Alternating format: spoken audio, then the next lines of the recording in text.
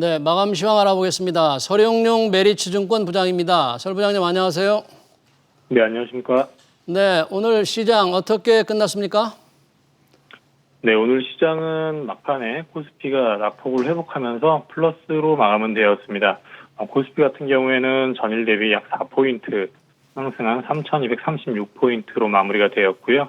코스닥은 낙폭을 조금 축소하였지만 플러스 전환은 하지 못하고 전일 대비 11포인트, 1.06% 하락한 1,035포인트에 마무리가 되었습니다.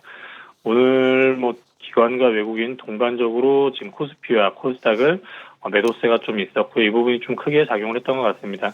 외국인이 코스피 지수 같은 경우에는 약 1조 2천억 원어치에 대한 매도를 있었고요. 이 부분을 후반에 기관 쪽에서 일정 부분 매수가 들어오면서 낙폭을 조금 줄였습니다. 반면 코스닥 같은 경우에는 오후 내내까지 둘 다 기관과 외국인 함께 양매도를 하면서 좀 낙폭을 회복하지 못한 모습을 보였습니다. 오늘 특히나 원달러 환율들이 최근에 계속해서 변동이 커지고 있는 상황인데 오늘 장중에 원달러가 1158원까지 터치를 하면서 2021년 올해 들어서는 가장 높은 원달러 환율들 나타나고 있습니다. 이런 부분들이 외국인들에게는 원달러 강세는 불리한 상황이 되는 거기 때문에 이 부분이 일정 부분 수급적인 부담으로 작용을 하고 있는 상황입니다. 네, 간밤에 뉴욕 시장에서는 기술주들의 실적은 좋았는데 지수는 조금 내린 상태로 끝난 거죠?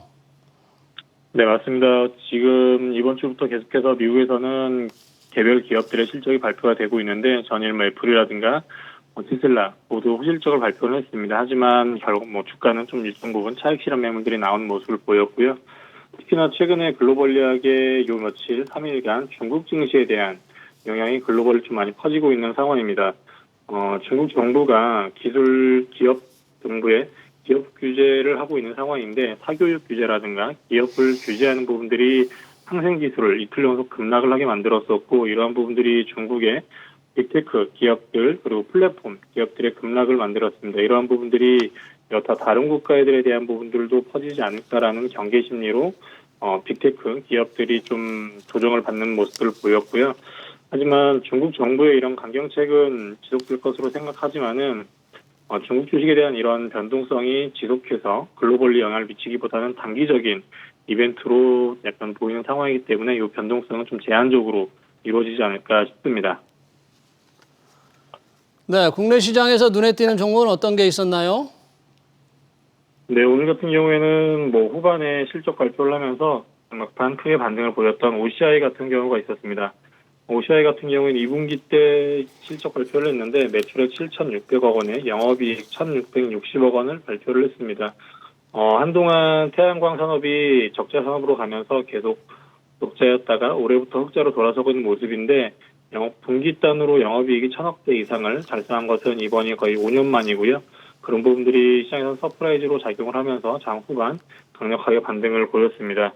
이런 부분들이 좀 신재생 에너지, 그린 에너지 관련해서 좀 긍정적인 부분으로 다해지고 있는 보이고요.